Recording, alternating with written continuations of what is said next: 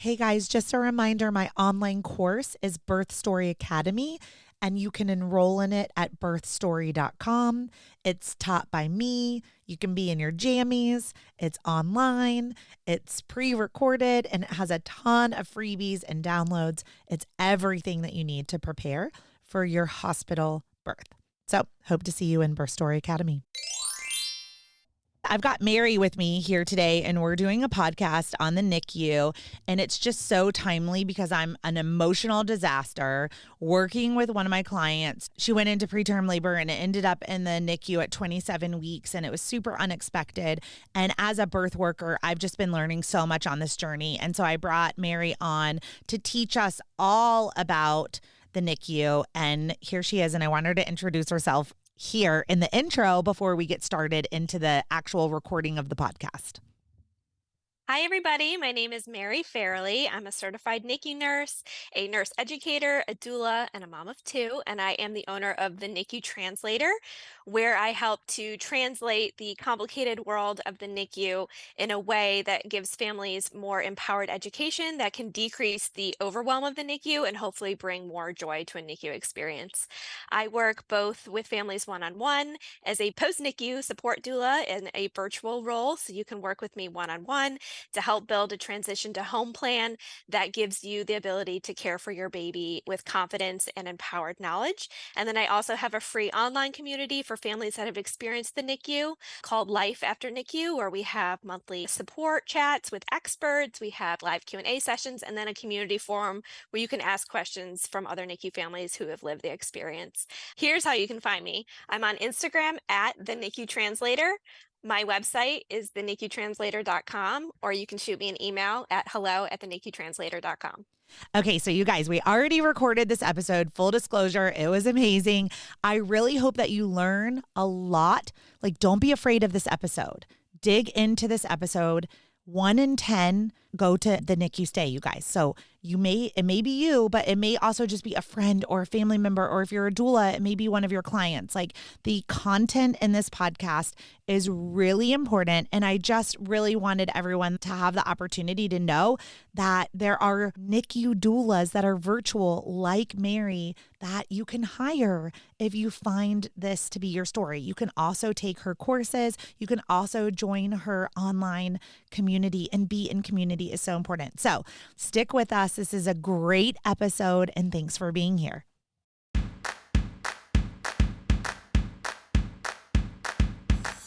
What does a contraction feel like?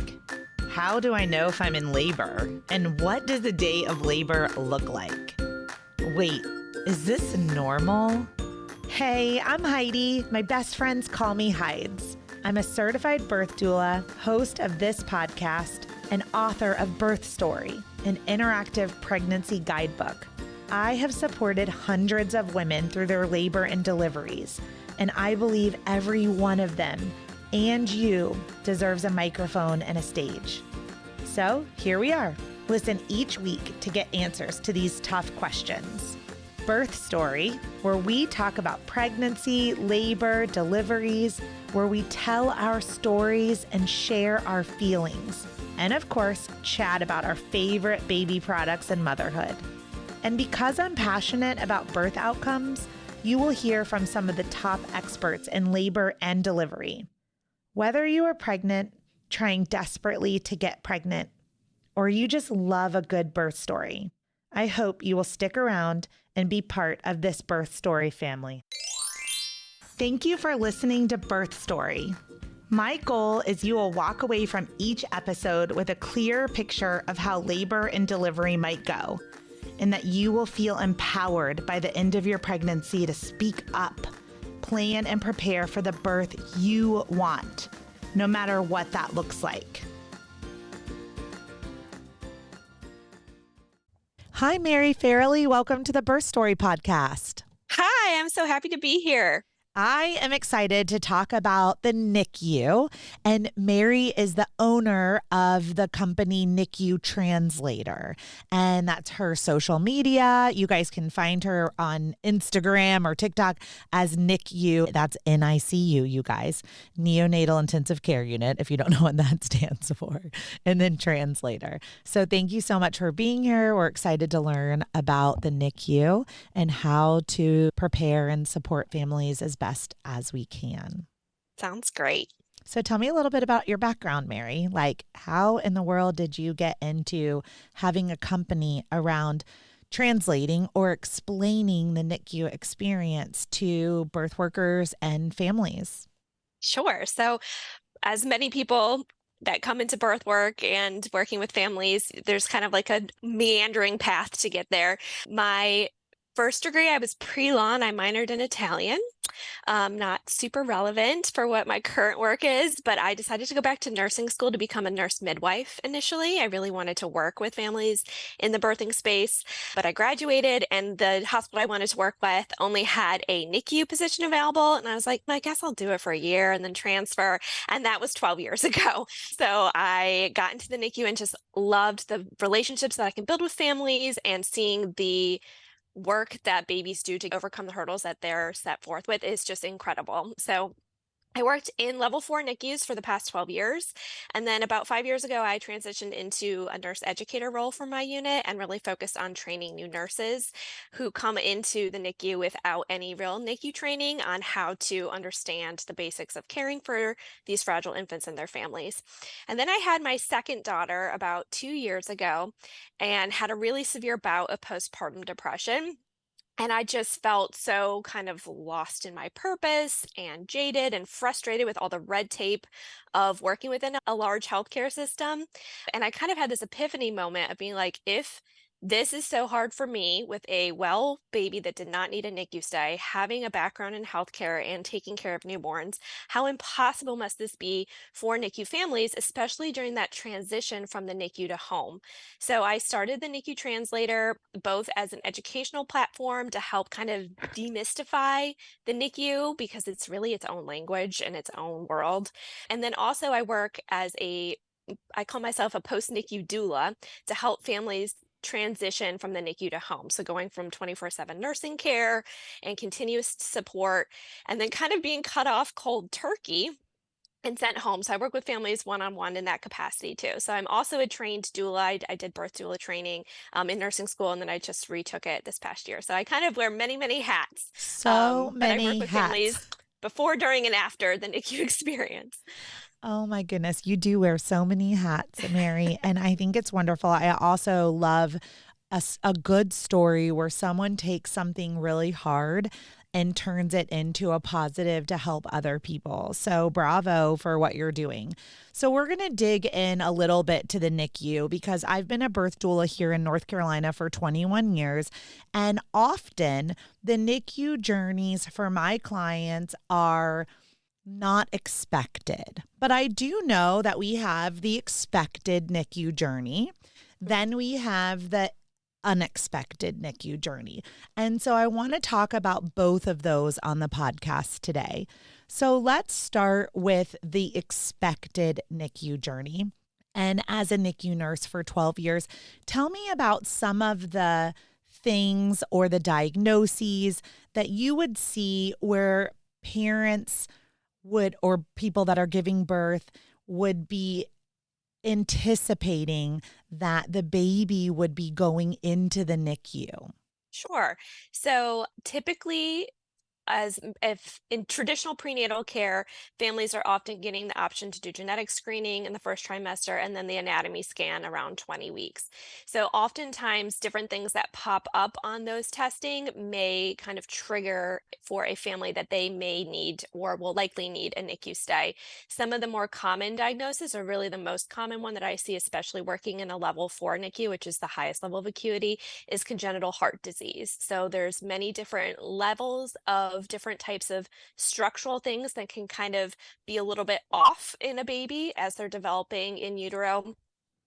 And then a lot of them may require monitoring or even surgery in the early days after delivery. So those babies typically, those families will know that their baby is going to need a NICU stay and hopefully will even have some time to spend touring a NICU, meeting some NICU professionals that are in their area that they'll be interacting with. And then other things are other congenital issues. Sometimes we have some spina bifida or other structural issues. Sometimes there's GI things. Developing in utero is just wild that things just kind of align most of the time. And sometimes little bits and pieces kind of get off at different stages. So those are some other more common reasons that people will know.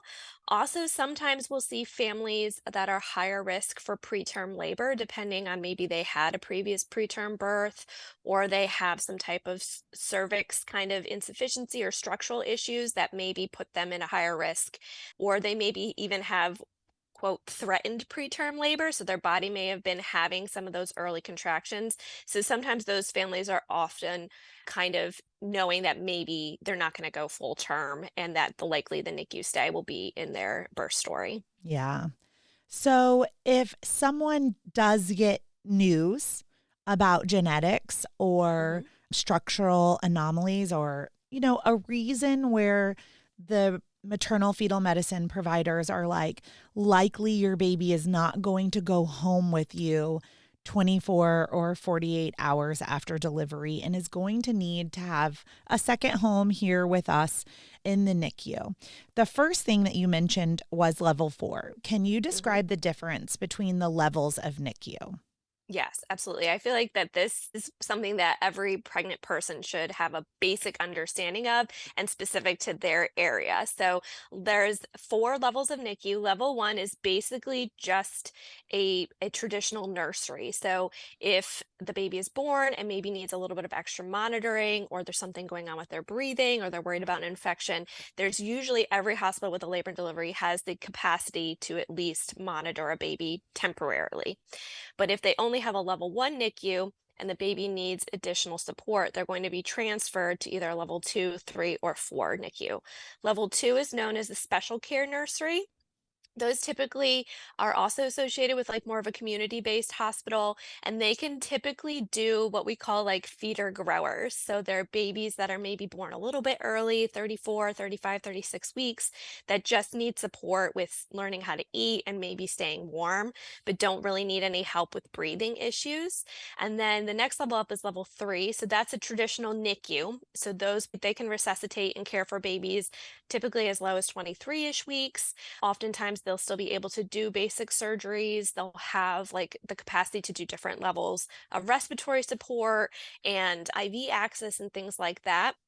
But then there's level 4s, which are typically, there's usually like 2, 3, or 4. Sometimes some states only have one level 4 NICU, and that's the highest level of care. So the difference with the level 4 is there's nothing that a level 4 can't do. So there's always in-house pediatric specialists in, say, cardiology or neurology or kidney support. So if your baby has a unique need or complex surgical needs, they're going to go, even if you were born at a facility with a level 3, they'll likely still be transferred to a level 4 to have that top level of care.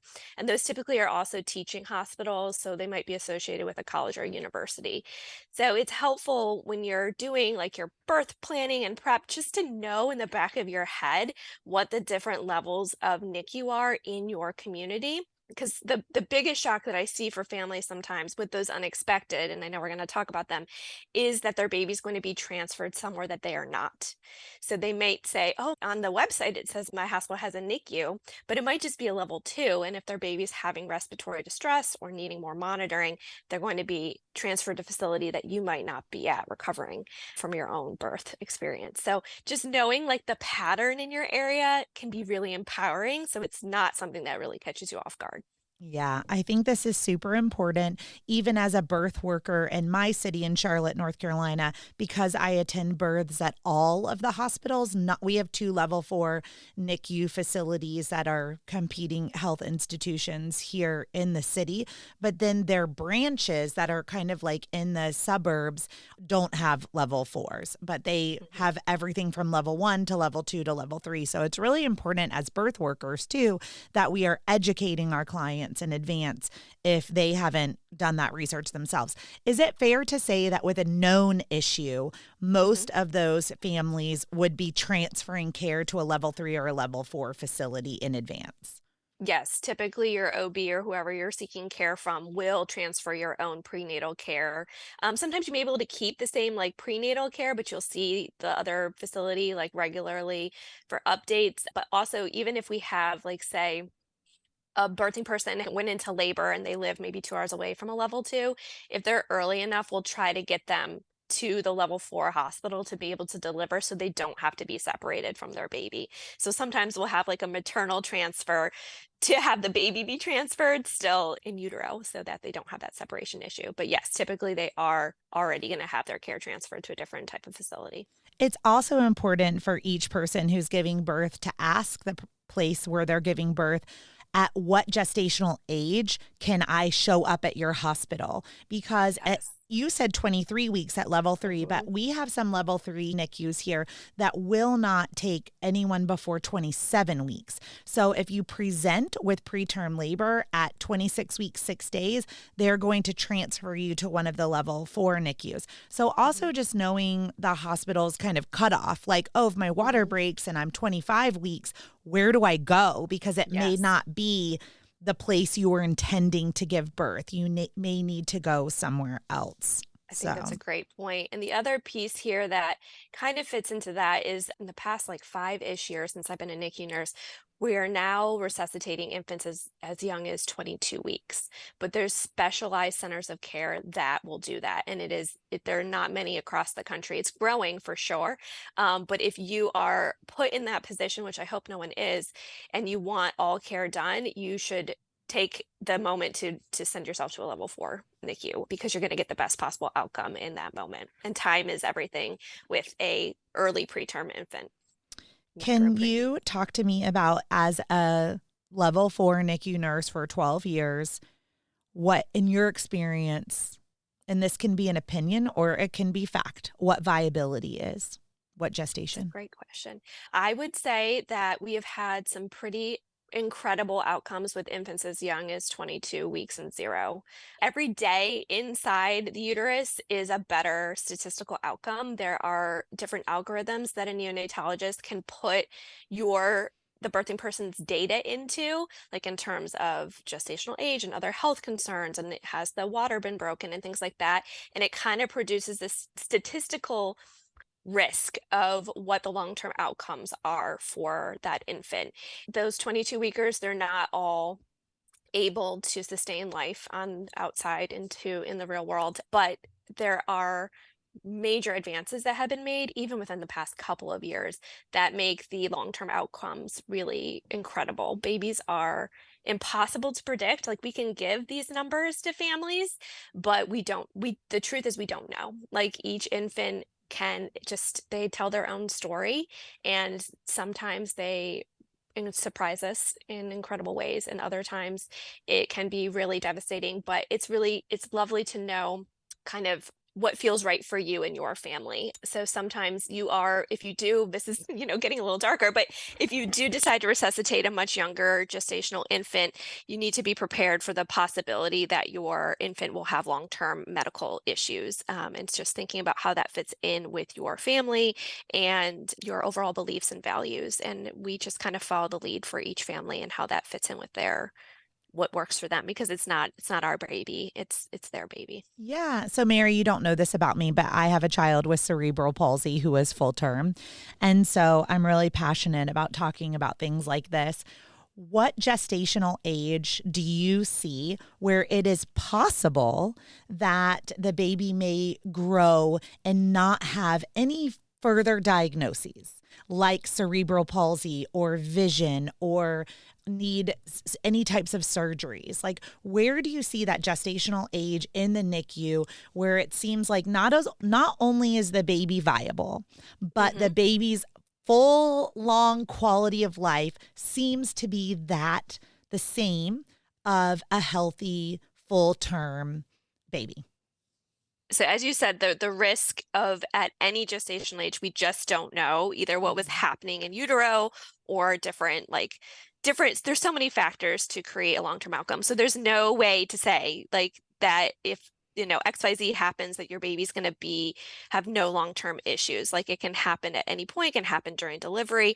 You can have all sorts of different things, but statistically, typically babies that are born about 34, 35 weeks and greater have similar outcomes in terms of long-term motor issues and learning needs as a term infant. The closer you are to term, the closer that gap kind of gets tighter. We have different levels of preemie, so 28 to 34 weekers. That's a typical, just like traditional preemie. They tend to have like pretty good outcomes. They're maybe going to be in the NICU for a longer period of time, have to overcome some different things closer to their discharge date, like feeding issues and maybe some respiratory support.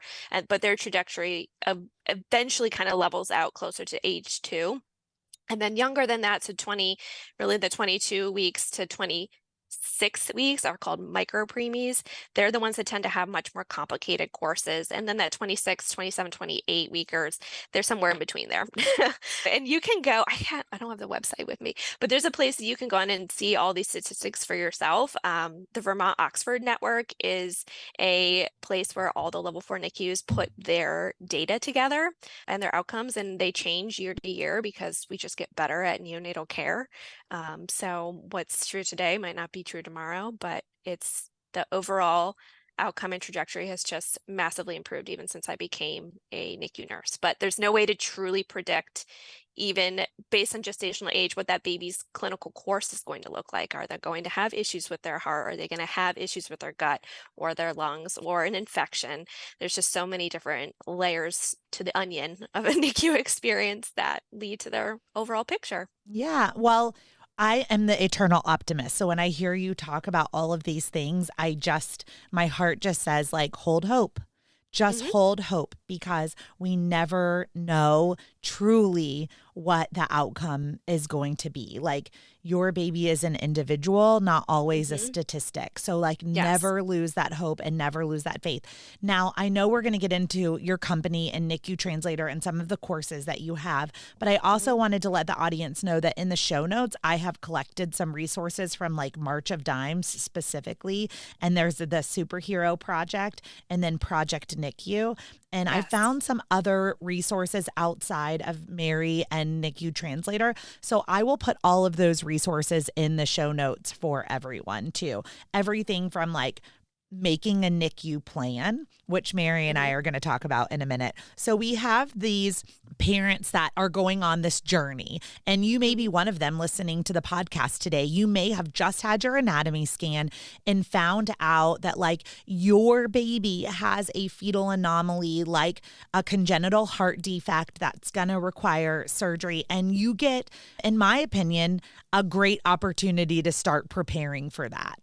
What are some of the ways, Mary, in which you believe that parents who have a known NICU journey should start preparing? What should they do? What should their friends and family do? How can their neighbors and the people that they go to like church with or live in the neighborhood with, how can they start preparing for what's ahead? I think that you're right. There is a certain opportunity with having an early diagnosis for being able to prepare and empower yourself. And my whole philosophy is that the biggest way to prepare is through empowered education and knowledge. So getting yourself, if they offer a tour of your NICU that you will be going to, take them up on that. If they don't, ask for it. This is something that often I encourage families that I work with. Just because something is not offered to you does not mean it doesn't exist. So ask for things and you will likely receive them. I would also make sure that you're sitting down with your care team. So sitting down with a neonatologist and asking specific questions that are unique to your family. So asking about visitation, asking, can you show me what type of bed my baby's going into? Can you tell me a little bit about different resources in our community? What does it look like to eat in the NICU? Do you have free meals for families?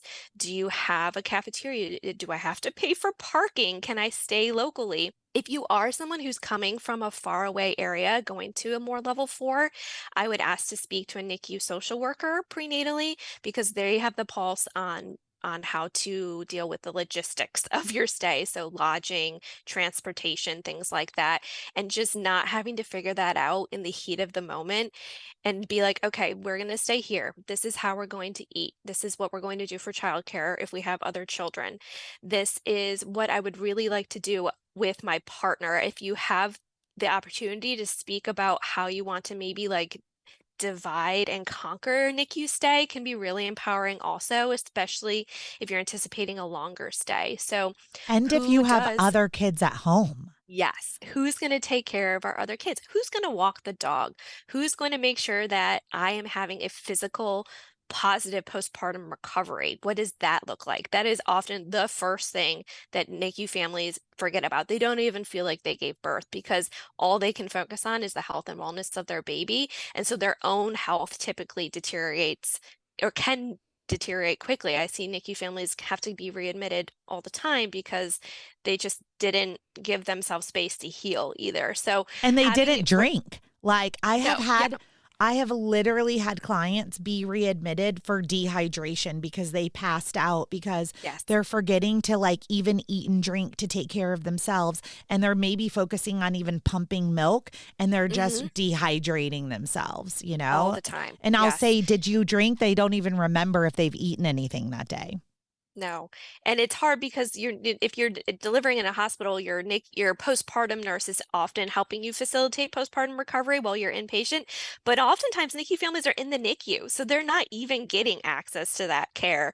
And NICU nurses and other professionals in the NICU, we are not trained to care physically for postpartum families. So there's this huge gap in actual facilitated healing, which is then families also feel like they have to be present 24/7, but often NICUs are not set up for that. So they might have this like horrible recliner chair, and so they're not sleeping. And then when they're able to, like, if a neonatologist is coming to ask you questions and communicate, they're so exhausted and so depleted that they can't even advocate or ask questions in a way that is impactful for their baby stay. So as hard as it is, if you can plan when you are going to rest, like build it in. If it means setting it up with a grandparent or a neighbor who's going to come and sit at the baby's bedside so you can go home for a stretch of time and actually sleep, eat, and heal. Overall, you're going to be a much more capable person when you come back into the NICU to be able to care for your baby rather than just trying to power through it and then until your body's like, nope. Like we Yeah. can't do this anymore. And then you're back in the hospital yourself. So building in a system. Yeah, as a forever entrepreneur over here and a business consultant, I'm thinking if I was, let's say, a manager at a level 4 NICU, I would be looking so hard for grants and creating community. Like I'm thinking, okay, we have sunrise yoga every morning for all of the parents who are in the NICU. And then you go visit your babies. And then at 10 a.m., we have a counselor that facilitates a group meeting. And then you hang out with your babies. And then at 4 p.m. before you go home, we have book club where we're being in Mhm. community and we're like, I would be like a cruise director at the NICU, I'm telling you, where I would be like, you balance. You have to spend a little time in there. I've been in the Mhm. NICU before, though, and had a panic attack. It is quite Mhm. overwhelming the It is. longer that you stay in there, especially if any parents are like neurodiverse or have sensory things. There's a lot of beeping, there's a lot of sounds, there's a lot of noises, there's a lot of lights. It can be overwhelming to anyone, but Mhm. especially if you know that, like, you have anxiety or you have depression or you have sensory issues or you have autism, like you are neurodiverse in some beautiful way. These are things to consider too if you have a NICU stay planned or unplanned. So I'm just saying Mhm. that, Mary, you No, I have think this. that's a great point. What you're speaking to is the reason why I started the NICU Translator because the red tape of working within a hospital administrative system is deeply frustrating. We know what should exist, we know what resources should be there, but the act of creating them and implementing them and getting buy-in is incredibly time-consuming and hard to navigate. So I have found that the most successful routes thus far have been going from the outside in and being like, here, I have this package, let's just integrate it, which is also why I'm super passionate about working with doulas and giving them NICU training and NICU knowledge. So hopefully doulas who are uniquely created to offer this emotional and physical support of birthing families can maybe start integrating into the NICU. And my goal is to create a whole NICU doula program, starting within my own NICU and then expanding it to other NICUs around that can offer exactly what you're describing, like more holistic care and community and spaces to breathe away from the chaos of the bedside. So it is one of my dreams and goals to create something like this in the long run. And here we are, and we are talking about it, and we're spreading awareness, and you are creating it. And I'm so proud of what you're doing. So, you guys, I actually met Mary because someone slid into my DMs and said, "Hey, Heidi, I used to work with this woman, Mary, and she's got this really cool company, and I think you should have her on the podcast." And I very quickly navigated right over to her site. And a week before, one of my private doula clients had given birth at 27 weeks unexpectedly. And on Mary's site, she's like, "Hey, I'm having a free training for doulas to help support families in the NICU." And I was like, well, this is great timing. And I don't even remember who slid into my DMs, but somebody who used to work with you showed up in my DMs and was like, "Hey, you should connect with Mary." So here we are. So let's talk. Big circle. I know. I was like, whatever you want to believe in, God, universe, you name it, I love that. light, all of the things, brought us here together. And so let's talk about that unexpected. So let's talk about my client, why I showed up as a birth worker in your training, what I learned, how I've been able to support her. And I was going to tell you some of the things that I've learned on the other side as someone who's trying to support someone in the NICU. And I want to talk through that too, because yes, as the parent, this podcast is for the parent, but if you are a family member, if you are a friend, if you are a neighbor, if you are the doula, right? There are a lot of phases to this process. There's a lot of grieving. There's a lot of push and pull you away, pull you in. And so it's really important to know that we have to stay focused on the person who actually gave birth and their family and how best to support them, even maybe when they're non-responsive. Right? So let's talk about what I've seen in my career is water breaks early. That's a big one. Mom gets an infection and gets really sick. We just are, I'm not going to even say we're leaving the COVID days because we're recording in 2024 in the middle of a COVID surge, but the severity of the COVID days. But I had clients who got COVID, got high fevers, boom, water broke, baby was in a hurry to get out because I think that the body knew the baby was going to be safer in a NICU on the outside than continuing to be in the womb. So these are the things that I see. And then I see full term having trouble with suck, swallow, breathe, temperature regulation.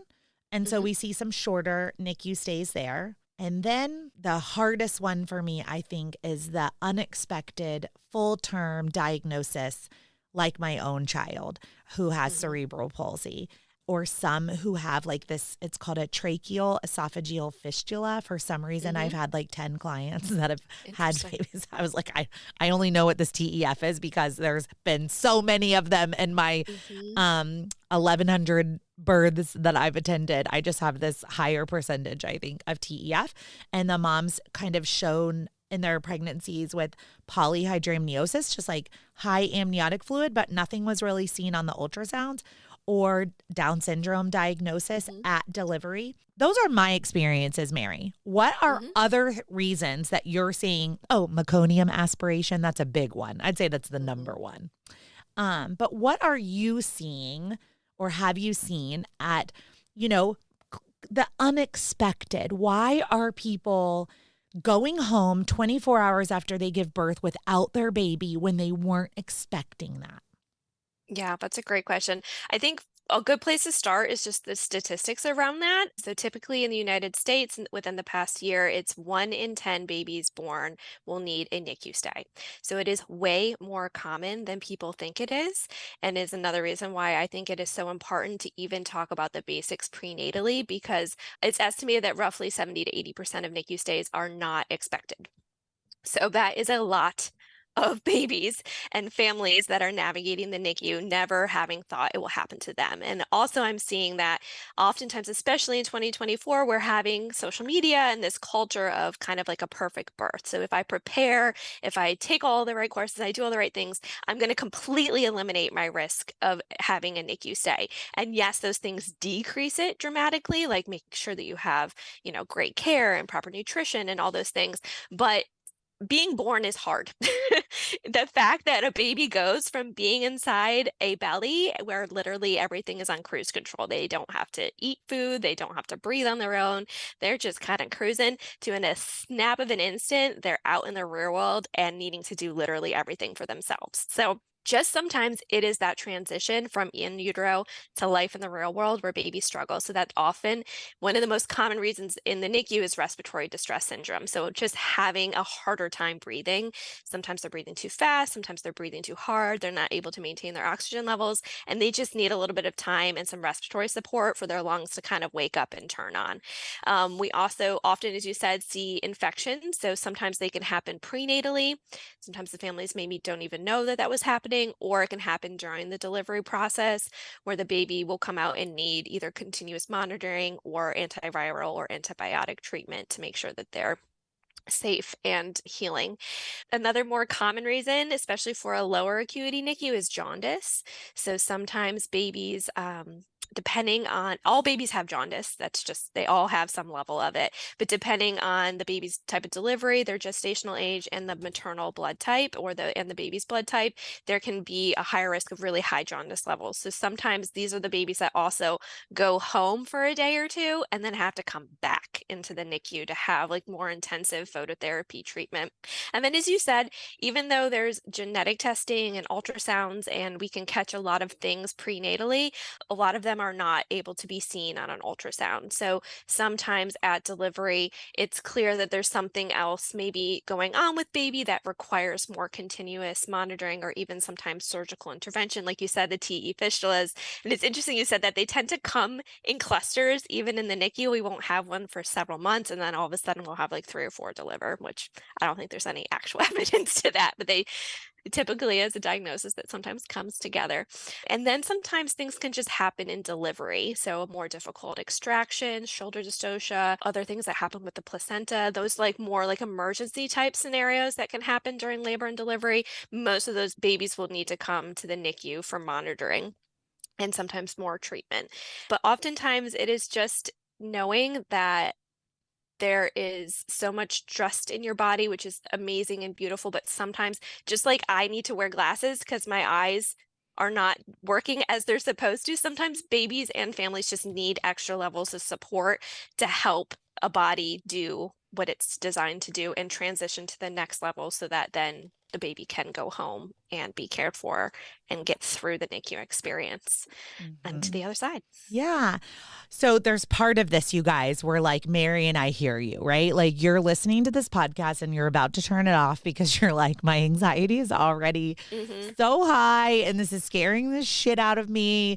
And Mary and I are like, just stick with us, right? Like just stick with us because having this conversation, relinquishing control, like Mary said, yes, you think you can do all of the things, but like, it's okay if you or your baby needs support. Just like I tell my clients, if you planned an unmedicated birth and all of a sudden it's 36 hours later and you're really tired and the baby's OP, there's compassionate consideration for tools like epidurals and compassionate use of medications and pain management and your labor. And it's the same thing for our babies, right? Like trusting that even though that separation from your baby could feel like the worst possible thing that could ever happen to you, that there are people like Mary and these amazing NICU nurses that are on hand ready to take care of you, no matter if you're at a level 1, 2, 3, or 4. And if your baby needs to transfer quickly, they will transfer your baby quickly if they need to. So don't turn the podcast off. I know this is a hard conversation. I was like, I know this is really hard, you guys. It's hard for me. I have a child with cerebral palsy. It's triggering to even go back and think about these things. So maybe you know this statistic, Mary, and maybe not, but my experience, again, 21 years, 1,100 births around at this point, and most of my NICU stays are very short. Mhm. 1, 2, 3, 4, 5, 6, 7 days, for some of the things that we talked about, jaundice, temperature regulation, just need a little extra support. Like these sweet little 5-pound, 10-ounce babies are like, I just don't want to breathe on my own. Yeah, I I'm just just need a not little help. quite there. But typically go home very quickly. So if 1 in 10 need a NICU stay, Mhm. what percentage of those babies stay longer than 24 hours, longer than 7 days? I'm putting you on the spot. Do you Yeah. know that information?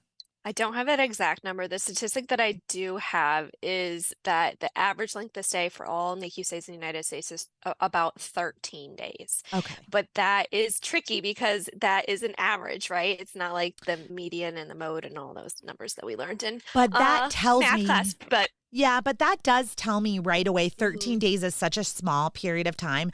That means that the majority of the data going in is 24, 48, 72 hours yes, because the ones that stay 3 or 4 months, they would or skew that, or a year. a Yeah. year. They would skew that so far to like 1 or 2 months on average. So, Yeah. I do have a master's in business, Mary, and I did study statistics and economics. So I So will you feel say, it. that 13 days means that the majority of the data that's coming in are very small numbers Yes. of time.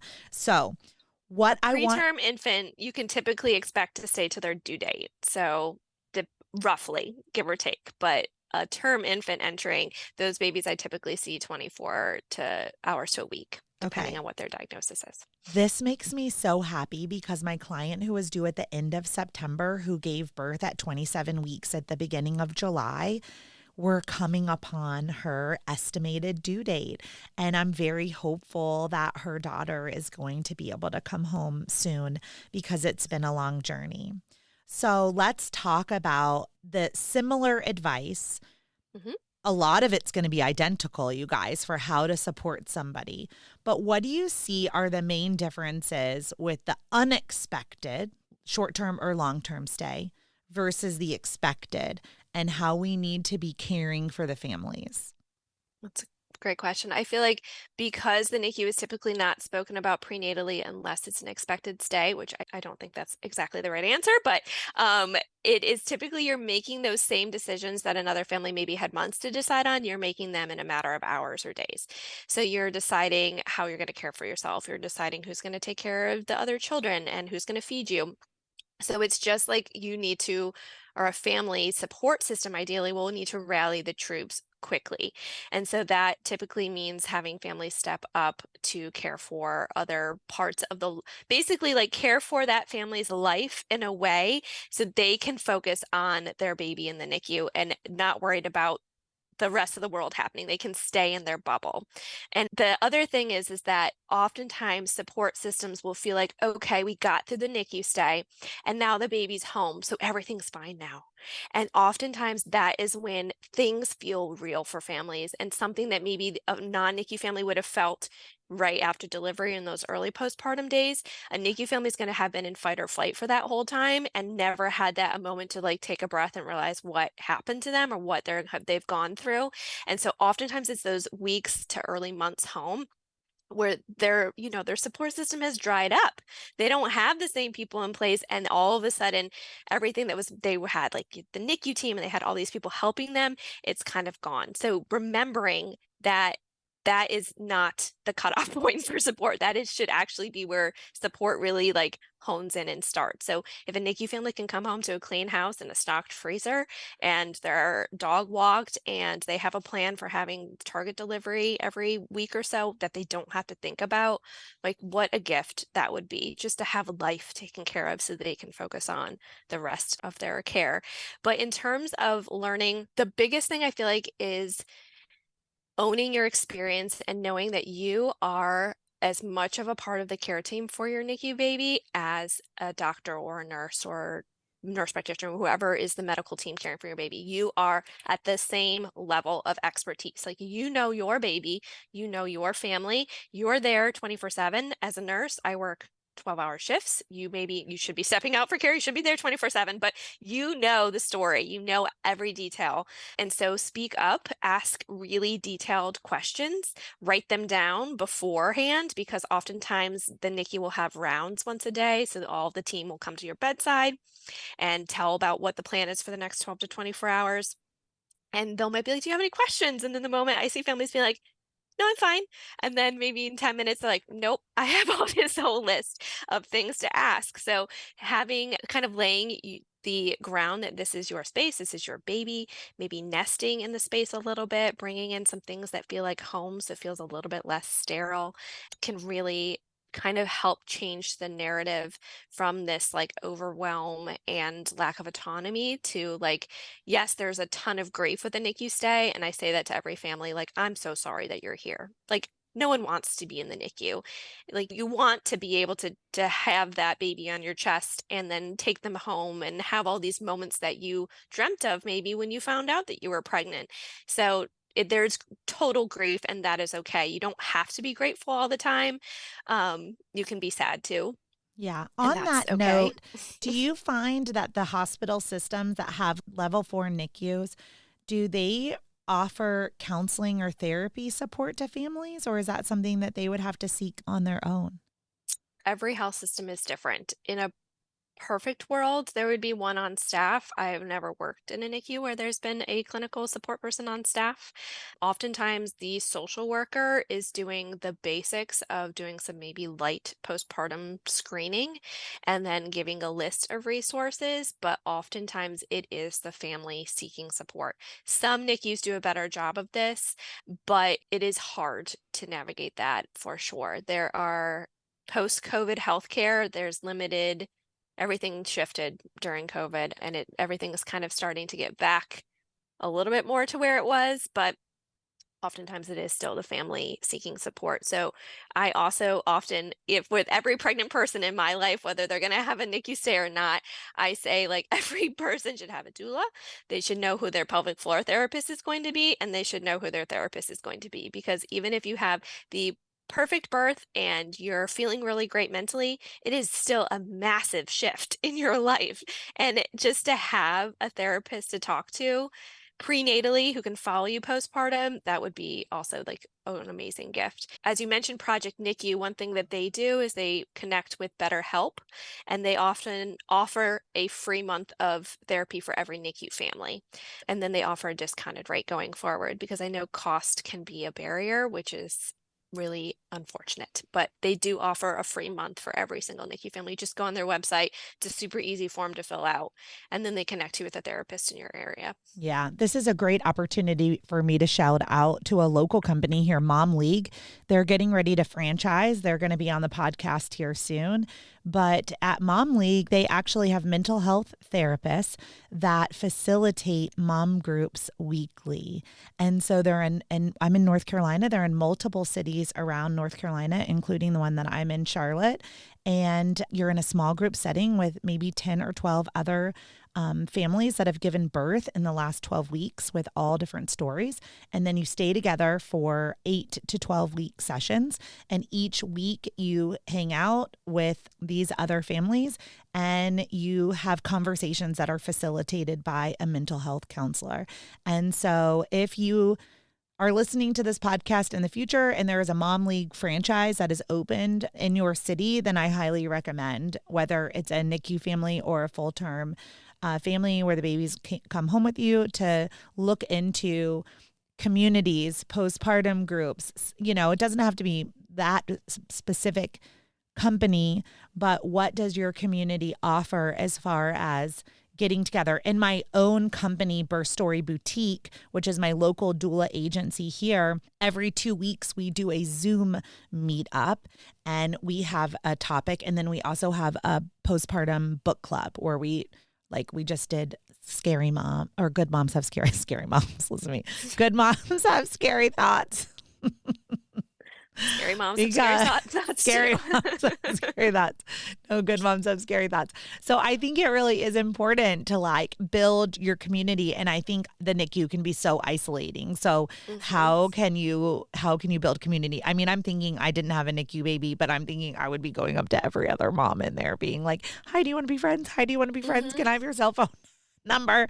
Do you want to text? Will you check on my baby when I'm not here? And I'll check on your baby when you're not here, you know, kind of thing. So, well, Mary, I just have a couple more questions for you. Sure. In my mom's groups all over Facebook, the number one question that I see repeated over and over and over again is like, we love to buy, we love to shop, we do kind of love to do, but we like to give more. So I Mhm. was just wondering if you could give some advice to somebody who's listening and they have a friend or a family member, or neighbor, whatever, that has a baby in the NICU and they're like, what do I do? All I can think of is a Stanley with a straw so that they can stay hydrated, you know? So, Yeah. what are some things that we can buy? What are some Mhm. things that we can do for NICU families? I think the number one thing that I've heard of, so I on the other side have been in lots of groups with NICU families and talked about this exact question. How did you wish people could help? The number one thing that comes up over and over again is food. Okay. Hospital food in the NICU is not good. So DoorDash and Grubhub and a gift certificate to their favorite local restaurant is seems so simple. Like people want to give these like beautiful tangible gifts, and I'll tell a few that are I like too, but food is actually gonna heal them. It's gonna give them that time freedom to not have to think about their next meal. It is such a simple gift, but and they can use it whenever they want to. They can use it in the NICU, they can use it at home, they can use it in 6 months when they're like, I'm having a terrible day, but look, I have this DoorDash gift card. Thank you, so and so. So that has repeatedly been the number one. Other things are some comforting items. So like very comfortable postpartum pajamas that are pumping friendly, a really good pumping bra because pumping, if you're trying to breastfeed a NICU baby, typically the first few chapters of your story will be pumping. And sometimes pumping is how it just lasts for a long time. And sometimes transitioning to actual breastfeeding is more complicated than for a term infant. So those are two kind of goodies. I also think that if you're local, like providing some really easy snacks, like go to Trader Joe's and fill up a basket of like good, healthy, yummy snacks that they can just throw in their bag every time that they go into the NICU and be like, okay, again, it's another thing I don't have to think about. I don't have to eat the crappy food out of the vending machine today. Like, yay. And then there's some other really cool little, like, more NICU specific items. There's this really amazing NICU mom on Instagram. Her account is the NICU Notebook, and she created this like guided basically like journal and resource that families can use to track their baby's progress, kind of almost like a baby book, but for the NICU. And that's one of my favorite ones. You can also look up NICU milestone cards. Those can be fun. Sometimes they're like, there's special milestones that NICU babies have, like I'm off of respiratory support or I got held for the first time. And they're just like those little 1 month cards, but it has more of a NICU milestone that you can take a picture with your baby and things like that. So there's some really fun little resources out there. There's also some really cool NICU picture books that different NICU professionals and families have created. Thrift Publication Co. Brittany, she is a NICU mom and a nurse. She just created a super cute one that you can look up. NICU Zoo is another cute one. So there's some really great just little gifts that you can use later on also to help that baby learn their story, like learn a little bit about who they were, where they came from, what they overcame.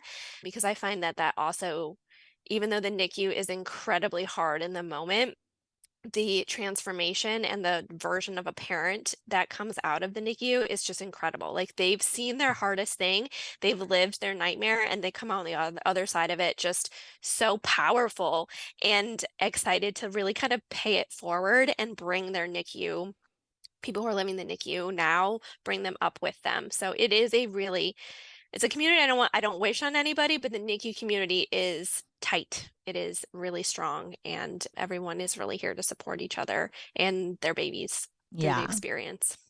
And here's another important tip from a doula's perspective. The language that you use is very important because outcomes are unknown and people are in the middle of trauma and they cannot make decisions. So if you send a text message that says, I would love to help you, how can I help? That they're never going to respond to you. Yes. I am going to bring you dinner on Wednesday night or Friday night. Which night works for you? They can make that decision, right? Or on Thursday, I'm coming, I have 1 hour of time. I can do laundry, dishes, or grocery shop. Which do you prefer? Yes. They can make that decision. You're not asking permission to come help them. They can't even think about that, right? So if you're a NICU family, just go into receiving mode. Yes, I will take, don't say no. Yes, I will. Yes, you can vacuum my floor. Yes, you can do my laundry. Yes, you can make me meals. Yes, you can take my kid for a play date. Yes, you can come sit with me because I cannot tell you how lonely that NICU is based on feedback from my clients. I go and just sometimes sit with them. Like we don't even have to talk. I'm just here. I can hold your hand. Maybe I'll massage your shoulders. We can go through what your grievances are.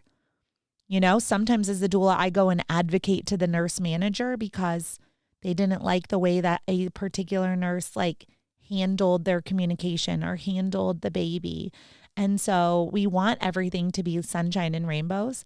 But if it's not, we also want you to use your voice and speak up. And sometimes that feels uncomfortable because you have to see all of those nurses every day. So let someone else speak up and advocate for what your grievances are. So you don't have to feel like you're in trauma and in grief and you don't have the right to complain about anything. You do. So I hope some of this has helped listeners because I don't know who's listening, right? Like, are you a NICU family member? Are you a neighbor? Are you a friend? Are you a birth worker? I mean, I think everybody is listening if you stuck with us, if it wasn't too scary. Yeah, I say this. I feel like the NICUs, the 50 Shades of Kevin Bacon. Yeah. You can always bring it back to them. People always, there's someone in your circle, whether it's your inner circle, you, or in your greater community that experiences the NICU because it's that 1 in 10 number. So just having a baseline knowledge can be so helpful for you to be able to show up for your neighbor or your sister or your whoever it is in your community in a different way. Instead of a lot of times I'll see people like, oh, I don't know how to help. I'll give them space. But as you said, you just need to show up. Yeah. Even if it says you don't have to respond to this text, just know that I'm thinking of you. Like that alone, just knowing that they're not alone can go so long. So there's only one Mary, of course. All right. But let's talk about the ways in which you can utilize Mary. She is a doula for NICU families. She does teach classes. So Mary, will you just talk about your website, your social media, how people get a hold of you and how you can serve them, even if you never meet them face to face? Sure. So one of the biggest things is that my goal in the last half of this year really has been to make more accessible resources for NICU families. So one way is my Life After NICU community, which is a free online community where families can come and it's basically like a Facebook group off of Facebook. So you can talk to each other, have threads, and then also once a month I have experts coming in. We've had PT and OT. We've had labor and delivery nurses and lactation consultants that are answering those questions that you have, maybe especially after a NICU stay. And then I do live Q&As once a month now where I pop on Zoom and people just come in and ask their questions. So that is free. If you go to the NICU Translator.com and click on For Families, it's under my services tab. You can just log in and get started. And there's a whole library of resources in there too for families. And then I do my one-on-one virtual NICU doula work. So I work one-on-one with families to help both create a transition to home plan and then help implement that as they're going home. So it's kind of like having a NICU nurse on speed dial. I'm not giving actual healthcare advice, but I'm more giving you empowered education that's tailored to you and your specific NICU baby to help you be able to feel confident and empowered in the care of your baby and navigating the healthcare system after NICU, because oftentimes that does not stop at discharge. And then I also, if you are a birth worker or other type of newborn care paraprofessional. I also have a course called Navigating the NICU for Doulas. That is a 2-day live training that gives you really more in-depth understanding of the NICU and how to support your families through it. So we talk about how to support pumping and breastfeeding in the NICU. We talk about what makes a preemie different. We talk about the transition to home and ways that you can support the unique needs of NICU babies and their families. And then we go more in depth into the actual NICU experience through both parent perspectives and like equipment and policies and advocating and all of those things. So right now, those are my main things. And then I also offer like some different courses throughout the year, like mini workshops, like how to deal with tummy troubles with your NICU babies, because that's a huge one. And then I have more exciting stuff coming down the road for late 2024 and into 25, like maybe even on my own podcast. So my goal is Yay. just to have basically like demystify and translate the NICU through empowered education so families can feel more joy and less trauma from the experience. So follow me on Instagram. I put stuff there all the time. Or if you want to talk to me in person, you can send me DM there, or I'm at the NICUtranslator.com. There's a form there, or hello at the NICUtranslator.com. Mary, what I'm hearing also is that a really good gift, you guys, would be to do a gift card for virtual doula support so that Mary could help your friends and family and loved ones. That's where you could pull together some money and hire Mary to be able to support the person that you love, like she said, through the transition and through the going home transition also. And I'm going to leave it at this. It is so important that the one thing that Mary said is, don't forget about that family when the baby comes home from the NICU. That is when the real journey begins and their support needs go high. Okay. So I really want our audience to take that into their heart and remember, when 1 in 10, when you have a family that comes home, when you have a family that comes home from the NICU, they really, really need you. They need you to check on them. They need you to not ask them questions like, what do you need? They need you to just show up and provide. And I think that's with all trauma and grief, to be honest, too. So, Mary, thank you so much for being on the Birth Story podcast. I'm excited to continue to collaborate with you and to learn from you. I appreciate that I had the opportunity to take your course and for that to become a better doula and a better birth worker. And I am very excited for the Birth Story podcast audience to connect with you. Thank you so much for having me. It was such an honor to be here.